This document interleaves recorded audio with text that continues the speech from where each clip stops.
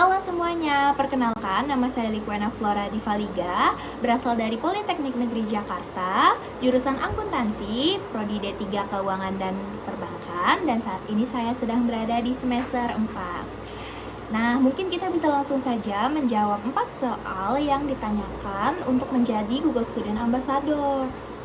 Nah, yang pertama itu, apa yang paling kamu sukai dari inovasi teknologi atau budaya perusahaan Google? Mengapa menjadi Google Student Ambassador adalah cara terbaik bagimu untuk menyalurkan antusiasme itu di kampus? Nah, kalau menurut saya pribadi, yang paling saya kagumi dari Google itu adalah filosofi yang namanya moonshot thinking. Nah, filosofi ini itu semacam keberanian nih untuk menyelesaikan masalah besar, tapi dengan teknologi yang tampak mustahil. Kayak budaya open source dan aksesibilitasnya itu membuat teknologi canggih itu tidak lagi eksklusif. Nah, menjadi Google Student Ambassador itu adalah cara terbaik karena memang Google Student Ambassador itu berperan sebagai jembatan manusia. Misalnya kayak di kampus kan teknologi seringkali dipandang sebagai subjek yang kaku atau hanya untuk kayak jurusan tertentu, misalnya seperti teknik informatika, seperti itu.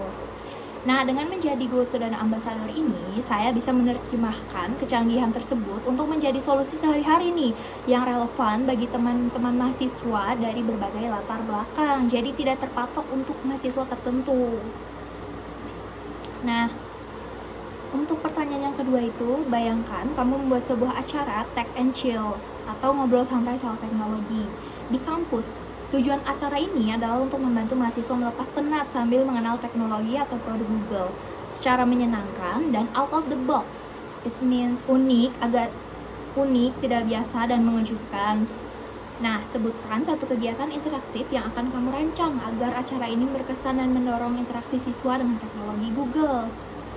Nah, kalau dari aku sendiri, aku tuh bakal membuat sebuah kegiatan yang bertemakan From to Reality. Jadi kegiatannya ini mahasiswa itu akan dibagi menjadi beberapa tim kecil gitu. Nah, mereka ini akan diberikan instruksi tertulis. Mereka ini tidak akan diberikan instruksi tertulis. Nah, tapi melainkan dengan QR code karena itu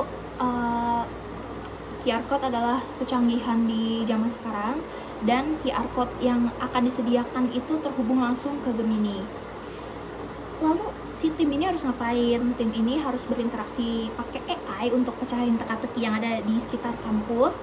Seperti nanti misalnya akan ada beberapa bahasa yang harus kita Google Lens untuk mentranslate, ada yang harus di-scan untuk menerjemahkan objek tersebut.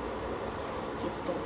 Nah, nanti untuk tim tercepat ini akan memenangkan snack box yang isinya itu dibuat oleh rekomendasi oleh AI yang berdasarkan referensi cemilan mereka masing-masing. Seperti itu. Selanjutnya ada bagian setiap orang pasti memiliki pengalaman di mana mereka harus berpikir out of the box untuk menyelesaikan sebuah masalah atau mencapai sebuah goal. Ceritakan contoh masalah yang pernah kamu hadapi dan bagaimana kamu menyelesaikannya dengan cara kreatif atau tidak biasa. Serta jelaskan proses berpikirmu saat itu. Nah, kalau untuk berpikir out of the box itu kan kita harus berpikir di luar dari solusi-solusi yang memang biasanya dilakukan. Nah, misalnya saya pernah terlibat dalam kepanitiaan nih acara kampus, tapi kekurangan dana untuk promosi besar-besaran itu. Nah, sementara target pesertanya itu misalnya harus sangat tinggi dalam waktu yang singkat.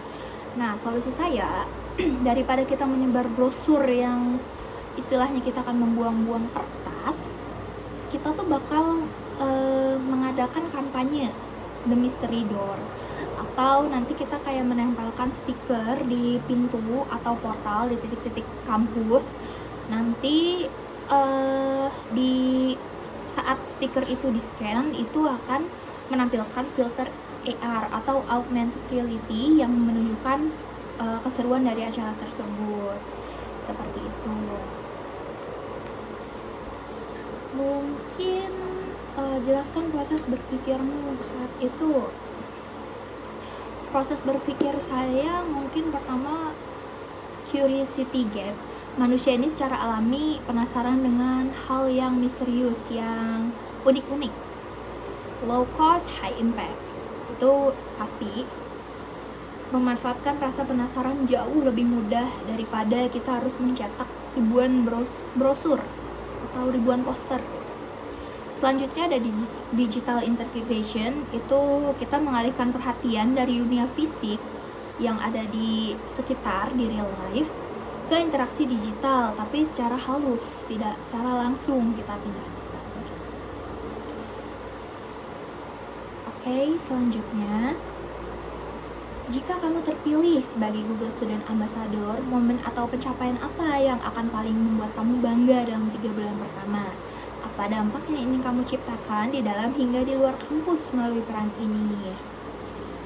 Nah, kalau misalnya yang pertama momen yang paling membuat saya bangga adalah ketika saya sebagai mahasiswa non IT dan mungkin teman-teman sekalian mahasiswa yang non IT itu bisa mengintegrasikan Google Workspace atau AI tools dalam riset mereka berkat workshop yang nantinya akan saya adakan. Apa sih dampaknya yang bisa saya ciptakan? Mungkin kalau di internal kampus kan sangat mudah ya, karena kita bisa langsung berinteraksi dengan sesama. Nah, jadi kalau untuk dampak di internal sendiri itu menghilangkan stigma bahwa teknologi Google hanya untuk orang teknik dan menciptakan komunitas belajar yang inklusif. Itu yang saya bilang di awal. Jadi semua orang itu harus mengetahui tentang bagaimana teknologi Google ini, bukan hanya orang IT, bukan hanya orang yang bermain dengan komputer yang harus mengerti. Selanjutnya, untuk di luar kampus, itu mungkin dampaknya dapat membangun jejaring antar kampus, di mana kita bisa berbagi best practice menggunakan teknologi untuk pengabdian masyarakat, seperti digitalisasi UMKM lokal, menggunakan Google Maps, atau profile bisnis. Mungkin sekian, semoga menjawab pertanyaan. Sekian yang dapat saya sampaikan terhadap pertanyaan yang disediakan, kurang lebihnya mohon maaf. Terima kasih. Wassalamualaikum warahmatullahi wabarakatuh.